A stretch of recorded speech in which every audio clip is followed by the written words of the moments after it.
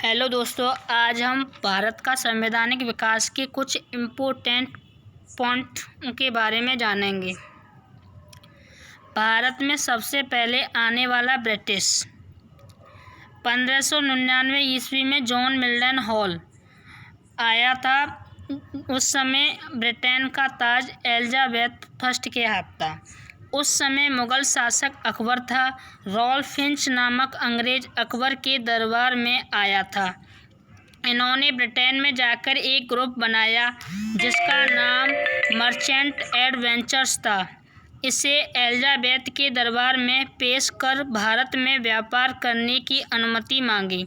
1600 ईस्वी में एलिजाबेथ के द्वारा एक राजलेख दिया गया जिसके तहत भारत और अन्य पूर्वी देशों में व्यापार करने का अधिकार दिया गया।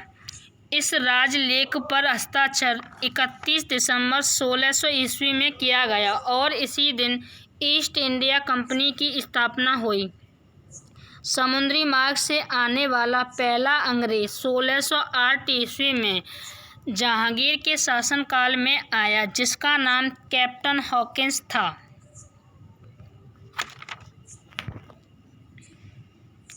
1611 ईस्वी में अंग्रेज़ों की पहली अस्थायी फैक्ट्री मछलीपट्टनम में लगाई गई जो फ्रेंच के कारण असफल रही। 1618 में अंग्रेज़ों ने पहली स्थायी फैक्ट्री सूरत में खोली। इंग्लैंड के राजा जेम्स प्रथम ने 1615 ईस्वी में सर टॉमस रो को मुगल दरबार में भेजा। अंग्रेज़ों के भारत में 3 प्रेसिडेंसी हुए जो ईस्ट इंडिया कंपनी के नाम से जाने जाते थे। Number 1 Bengal, number 2 Madras, number 3 Bombay.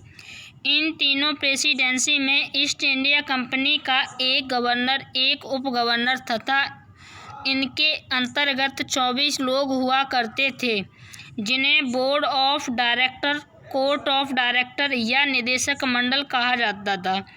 1707 ईस्वी में मुगल शासक औरंगजेब की मृत्यु हुई। 1757 में प्लासी का युद्ध रॉबर्ट क्लाइव और सिराजुद्दौला के बीच हुआ जिसमें अंग्रेज़ों की विजय हुई। इसी के बाद अंग्रेज़ों का भारत में आधिपत्य शुरू हुआ।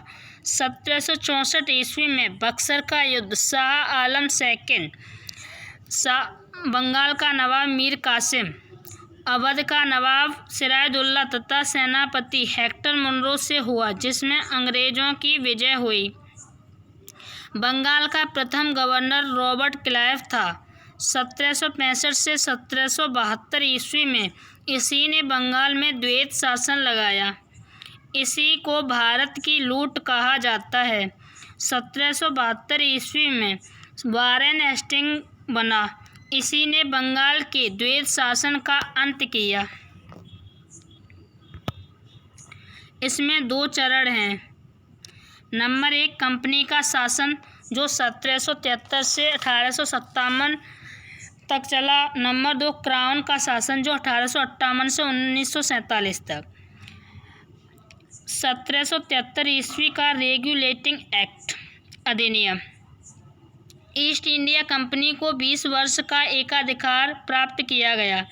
इसी एक्ट के तहत बंगाल के गवर्नर को बंगाल का गवर्नर जनरल कहा जाने लगा।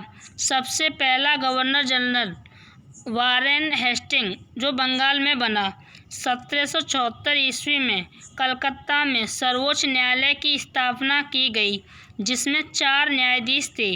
एक मुख्य न्यायाधीश जिसका नाम लॉर्ड एलिजा इम्पे था तथा अन्य 3 न्यायाधीश लॉर्ड हायट, लॉर्ड चैम्बर्स और लॉर्ड लेमेस्टर थे। 1781 ईस्वी का संशोधनात्मक अधिनियम यह अधिनियम 1773 के एक्ट को सुधारने के लिए लाया गया।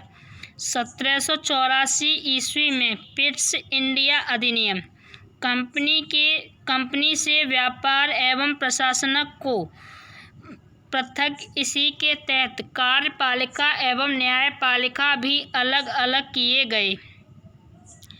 बोर्ड ऑफ कंट्रोल या नियंत्रक मंडल की स्थापना लंदन में हुई। इस बोर्ड में कुल 6 सदस्य थे। 1786 ईस्वी में वॉरेन हेस्टिंग ने निर्दोष किशोर को फांसी लगवा दी, जिसके कारण वॉरेन को वापस इंग्लैंड में बुला लिया गया और उस पर महाभियोग चलाया गया। 1786 का अधिनियम। अंग्रेज सेनापति लॉर्ड कॉर्नवालिस को भारत भेजा गया। इसे बंगाल का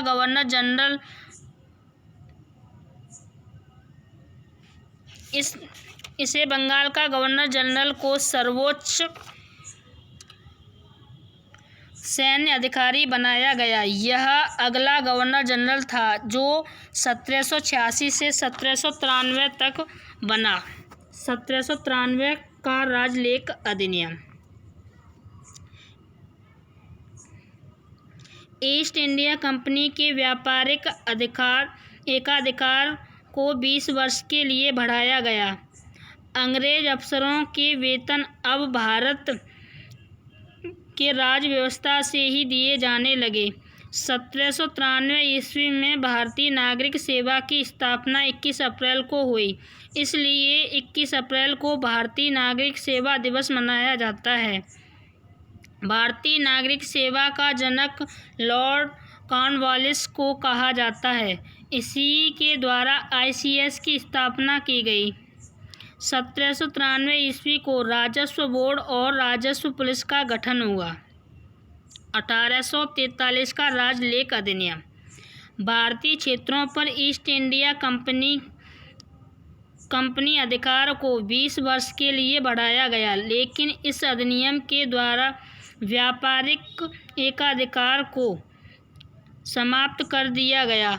2 अधिकार अधिनियम जो ईस्ट इंडिया कंपनी के पास थे।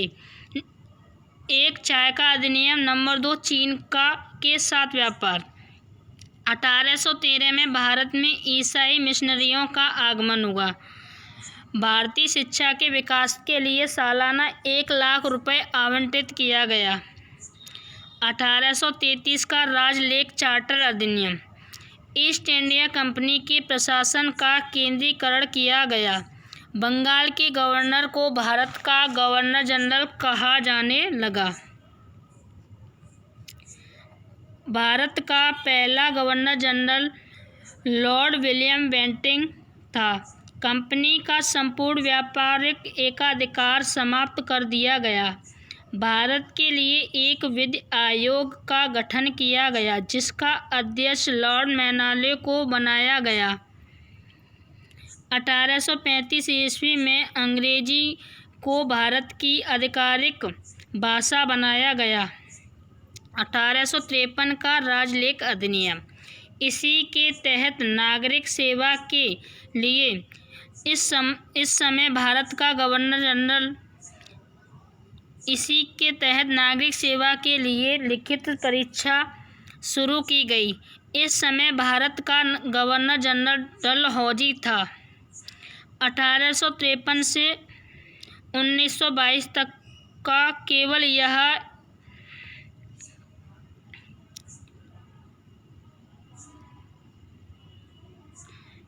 यह परीक्षा लंदन में कराई गई, जबकि भारत में ICS की परीक्षा 1923 से शुरू हुई। ICS की परीक्षा क्वालिफाई करने वाले पहले भारतीय सुरेंद्र नाथ बनर्जी थे। पहला भारतीय ICS ऑफिसर सत्येंद्र नाथ टैगोर थे। इसके तहत एक अखिल विधान परिषद का गठन किया गया। यह विधि निर्माण के लिए किया गया। इसमें सदस्यों की संख्या 12 थी। BOD बोर्ड ऑफ डायरेक्टर्स से 6 सदस्य निलंबित कर दिए गए। इनकी संख्या को 24 से घटाकर 18 कर दिया गया।